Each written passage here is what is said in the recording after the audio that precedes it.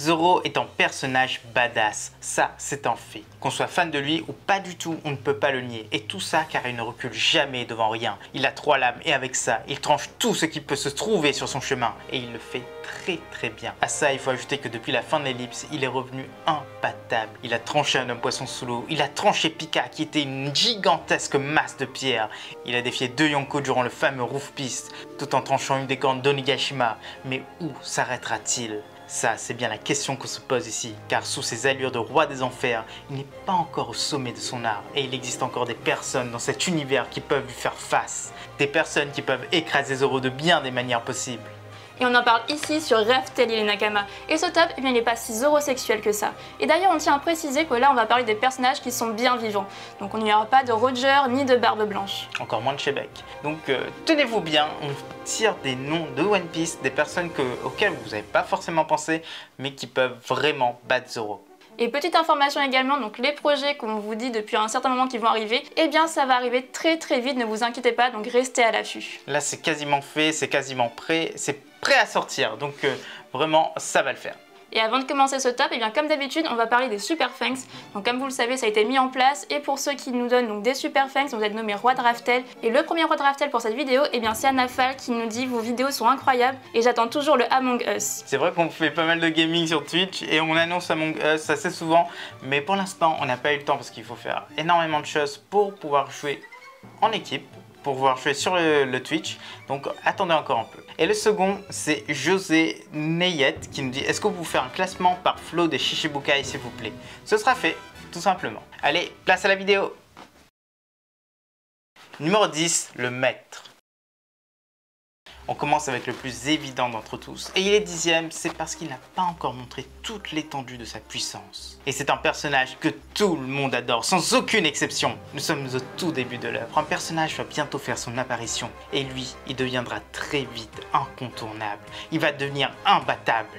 Son nom, c'est Baggy le clown, et son fruit de la fragmentation. Mais non, bien sûr, on blague. Baggy, c'est un bon personnage. C'est un personnage qui évolue tout le temps, qui fait des choses incroyables.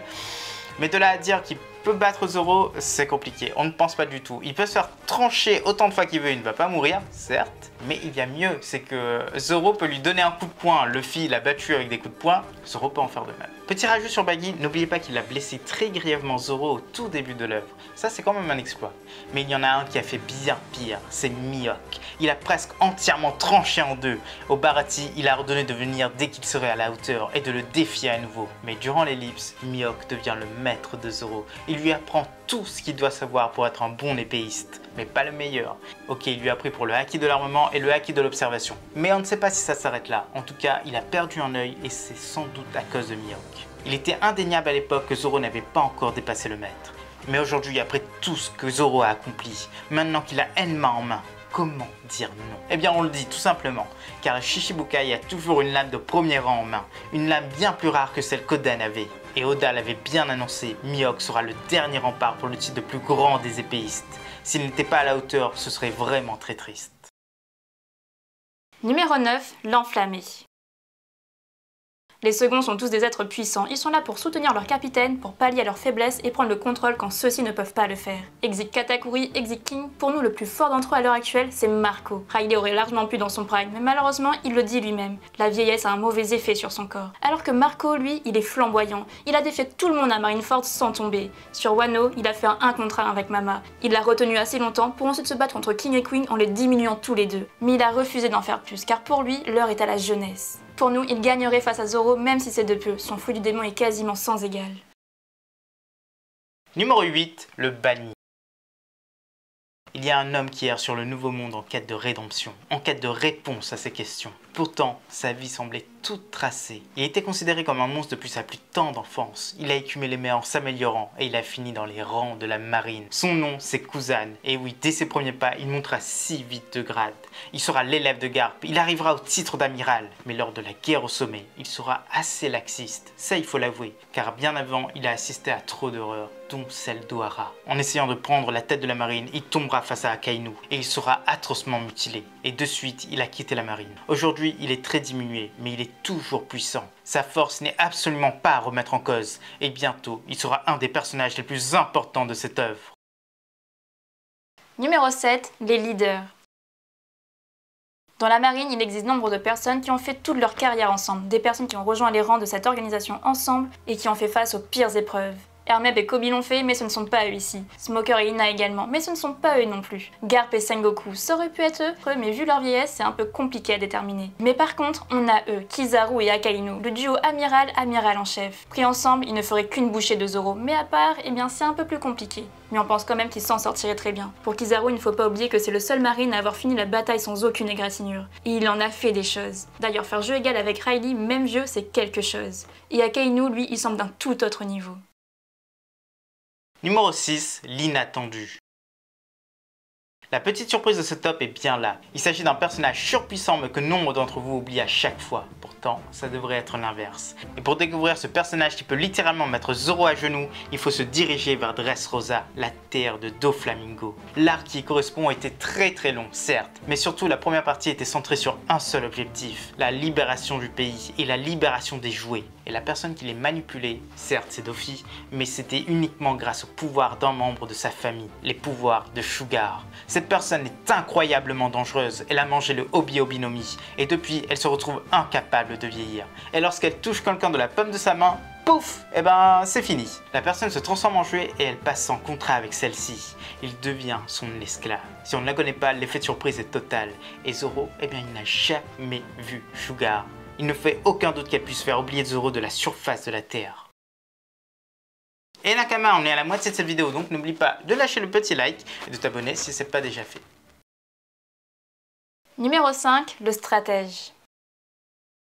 Les Yonko sont des puissances non négligeables. Même si Barbe Blanche est déjà tombée, eh bien il l'a fait avec panache. Et celui qui a pris sa place mérite largement son titre. C'est le grand Barbe Noire. Il avait déjà le feu des ténèbres, un feu qui le rend capable de battre tous ceux possédant un feu du démon. Mais à ça, on rajoute le Guragura no Mi qu'il a dérobé. Il est maintenant quasiment invincible. Durant Ellipse, lui et son équipage ont battu Marco. Il a ensuite pris ce titre et depuis, il se la coule douce sur une île déserte. Ça paraît étonnant, mais nous, ça ne nous étonne pas tant que ça, car il prépare son plan.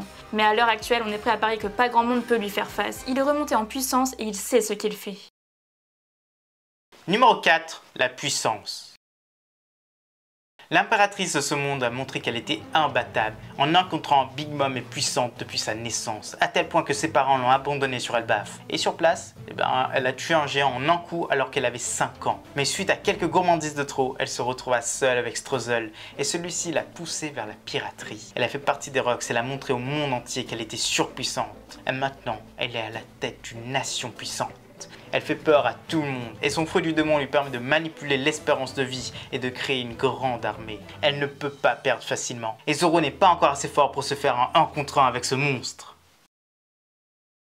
Numéro 3, l'autre. L'autre grand Yonko de notre temps n'est autre que Kaido lui-même, l'empereur dragon. Il a le même CV que Big Mom, sachant que lui il a mangé son feu du démon à God Valley alors qu'il était encore très jeune. Il a ensuite créé un équipage surpuissant, il s'est battu contre Oden. Aujourd'hui, il a la prime active la plus élevée du monde de One Piece. Il peut prendre une forme hybride, utiliser le Haki des rois et il est considéré comme la créature la plus puissante. Zoro peut certes le blesser, mais il ne pourra sûrement pas l'avoir. Numéro 2, le manchot. Sans surprise, le manchot, ça fait référence à Kid. Mais non, vous inquiétez pas, on pense clairement que Kid est aussi fort que Zoro. C'est difficile de les départager en vrai, mais pour l'autre roue, c'est beaucoup plus facile. C'est bien sûr Shanks. Ça, c'est quelque chose. Et oui, c'est un Yonko et le 4e de ce top.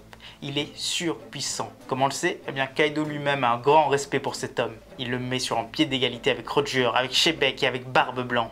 D'ailleurs, ce dernier et le roux ont déjà croisé le fer ensemble. Ils ont fendu le ciel. Et Shanks a aussi arrêté Akainu à Marineford, juste après avoir stoppé Kaido. Il a mis fin à cette guerre, personne n'osait l'arrêter. C'est l'empereur que tout le monde craint, et c'est certain. Il peut battre Zoro aujourd'hui. Il doit forcément avoir un haki surpuissant. Et pourquoi n'est-il pas premier de ce top? Eh bien c'est tout simple, parce qu'on ne l'a jamais vu réellement se battre. On entendait, on dit, mais il n'y a aucune certitude. Numéro 1, le roi. Et enfin, voici le tout premier et le personnage incroyable qui peut battre Zoro. Un personnage avec un destin sans pareil. Monkey D. Luffy. Fils de dragon, petit-fils de Garp, il a mangé le Gomu Gomu no Mi. Il a le haki des rois, le haki de l'armement avancé, le haki de l'observation avancée. Il a aussi battu 3 Shichibukai. Et là, c'est un spoil, donc passez à la section suivante si vous n'êtes pas à jour dans les scans. Tout est indiqué dans la timeline. Lors de la Grande Guerre, il défie Kaido. Il se fait battre à de nombreuses reprises. Mais à la toute fin, il éveille son fruit. Celui dont le vrai nom n'est pas le Gomu Gomu no Mi, mais le Ito Ito modèle Nika. Il est devenu un dieu qui peut même modifier la réalité, une puissance sans égale qui fait même peur au gouvernement. Et voilà les Nakamas, c'est déjà la fin de cette vidéo. On espère que ça vous a plu et surtout laissez votre top en commentaire. Et ben voilà, et laissez votre like aussi, ça peut faire plaisir, surtout à nous. A bientôt les accros de One Piece.